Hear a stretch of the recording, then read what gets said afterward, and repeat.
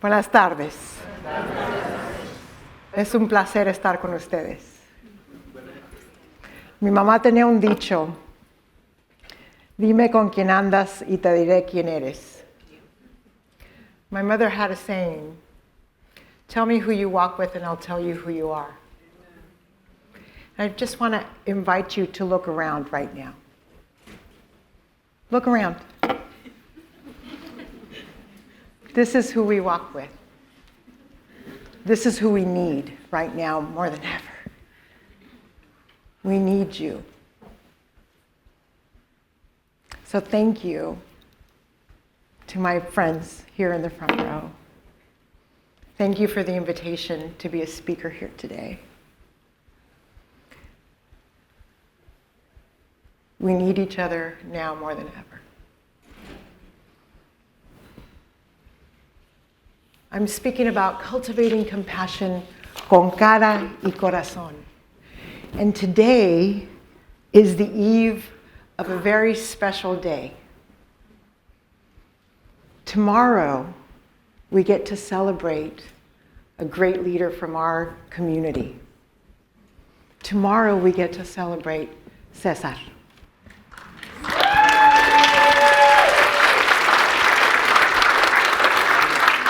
I couldn't have this conversation without bringing him into this room. And some of his wisdom and his dichos, kindness and compassion towards all living things, is the mark of a civilized society. Que viva Cesar Chavez. Okay, you don't know this. Hold on. Hold on, people. Mi gente, tú sabes. When I say, que viva Cesar Chavez, you say, que viva very loudly. Okay? Que viva Cesar Chavez. Que viva! Así. I have the honor and the privilege of working at the Community Action Board of Santa Cruz County, and this year, we celebrate 60 years of service.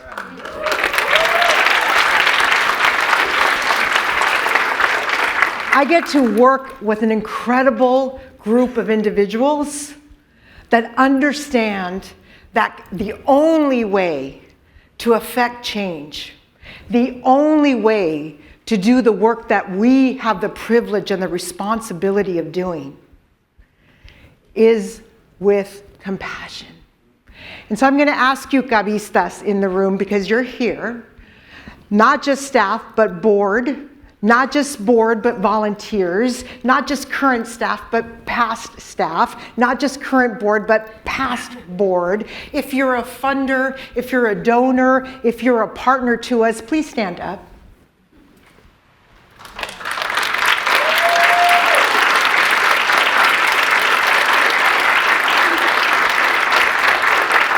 Thank you. Thank you. 60 years of legacy to eliminate poverty and create social change, reaching almost 13,000 folks annually, and providing services in different pillars, including homelessness and housing, employment, youth and families, immigration, and emergency response for the last 5 years. It has been, I don't have to tell you, what the last 5 years has been in our community. But I'm so proud to report that our agency and the collective effort of our team, we were able over the last 5 years to be able to facilitate over $14 million in economic support to those impacted by COVID, fires, and floods.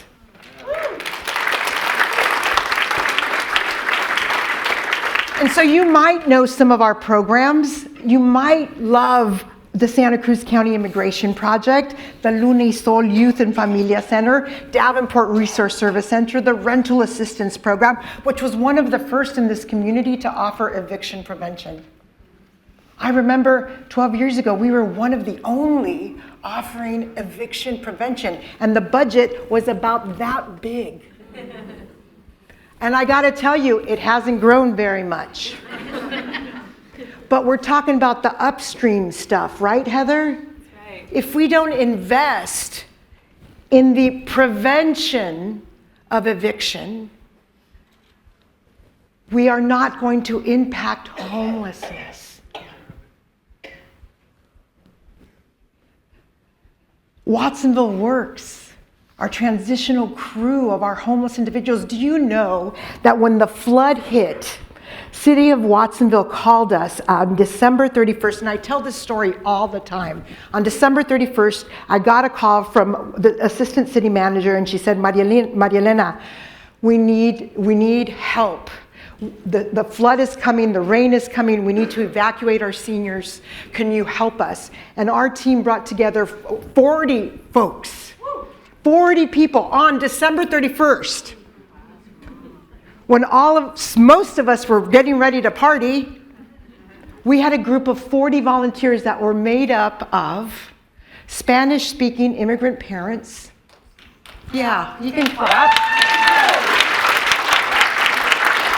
Our day workers from the Day Worker Center of Santa Cruz County,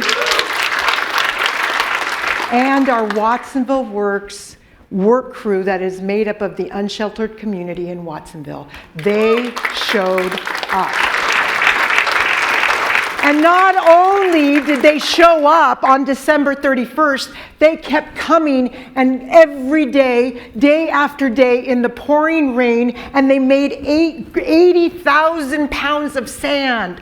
They made sandbags with 80,000 pounds of sand to help the community.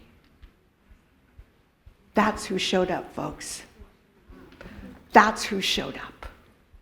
And so you tell me, if that is who showed up at a drop of a hat, at a one phone call or at a text, volunteering their time in the pouring rain, we can't open a damn tiny homes village in Watsonville? Yeah.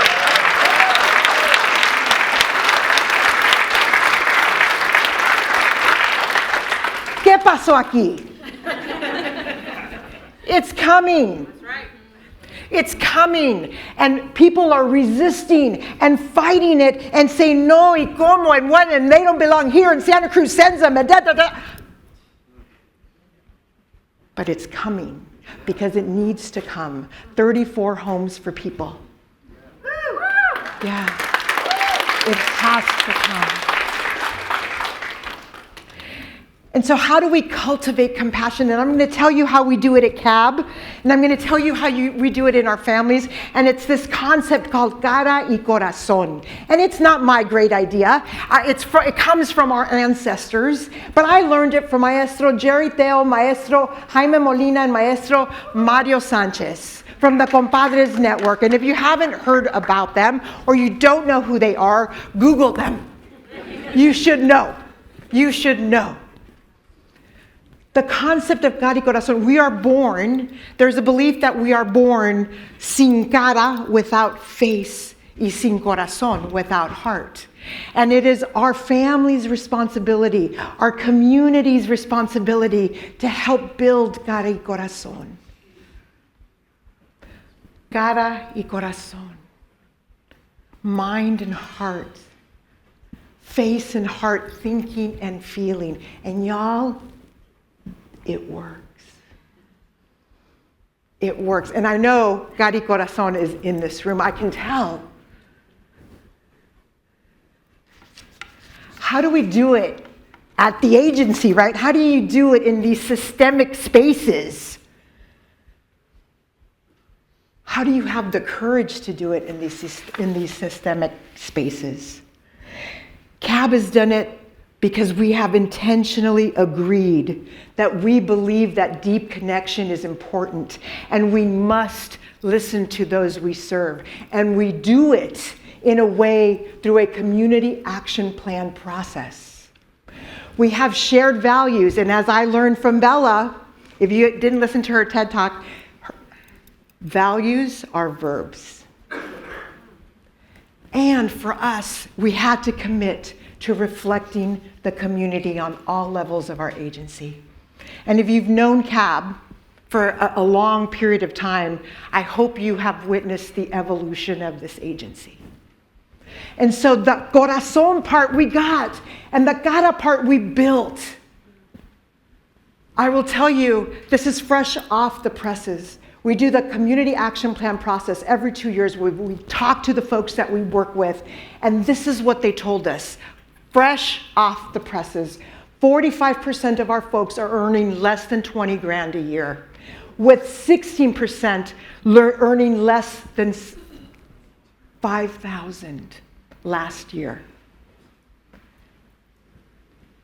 We talked to farm workers and hospitality folks and landscapers and yard workers, healthcare and education folks. And they reported 68% of them said that they had trouble paying their rent. 68%. 53% said they had trouble paying for food. 50% faced reduction in work hours. The full report is going to come out at the end of the year, but please watch for it. But I want to tell you that we use this data, the cara, la cabeza, to then create programs con corazón. And I'm going to tell you about a program. It doesn't even have a name, right, Mike? The pilot program? It doesn't have a name yet. We partnered with Watsonville PD, CAB and Watsonville PD. We have a staff person from CAB who is a social worker with lived experience and a huge heart and understands homelessness, working with a Watsonville PD officer. And they go out and they build relationship. They go out and they look for people. They go out and they talk to people. They go out and they treat people with respect, because they're not going to force someone into services. But they're going to make sure that when that person is ready, the services are there. And so I'm going to tell you as I wrap up my conversation, because I got the 1 minute a long time ago. I got to tell you this story. So those of you might know, I am born and raised in Watsonville, and I come from a restaurant family. I grew up at my mom's restaurant. Every day, I was at the restaurant after school. We were there every weekend. That is how I grew up. I learned how to be a good CEO at that restaurant. And I remember my mom had a whole bunch of people worked with her, but there was this woman, and I must have been about 9 years old. This woman, I'm going to call her, we used to call her Squeaky. And we used to call her Squeaky because she had a cute little voice. And she was a single mom, and she worked in Watsonville, and she worked every day, and she was never late, and she was a great customer service person, and she was a wonderful part of my mom's team. Fast forward to about 2 months ago. I'm driving into CAB's parking lot, and I see a big van filled with stuff. And I see gatitos, little kittens, around the van. And I recognize a young lady who's bringing food to the woman in the van. And I recognize the young lady because I remember her, because she was Squeaky's daughter. And then I looked in the van, and it was Squeaky, and she was about 85 years old. And she has been homeless in Watsonville for years. Fast forward to 2 weeks ago, I'm having lunch with the CAB team, and they're telling me their success stories. And they tell me that there's a woman in the van with the gatitos, that they, with the help of their partners, placed her in a home.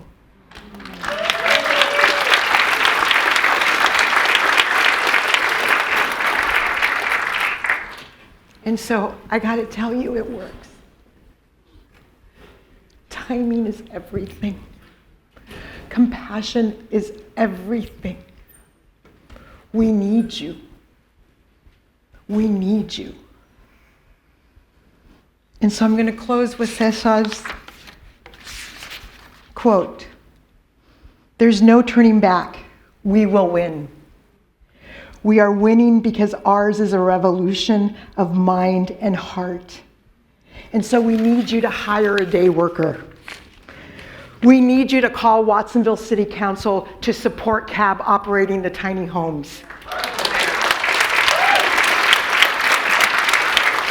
We need you to put pressure on our electeds who are right now having a very interesting a behavior about being disrespectful to some community.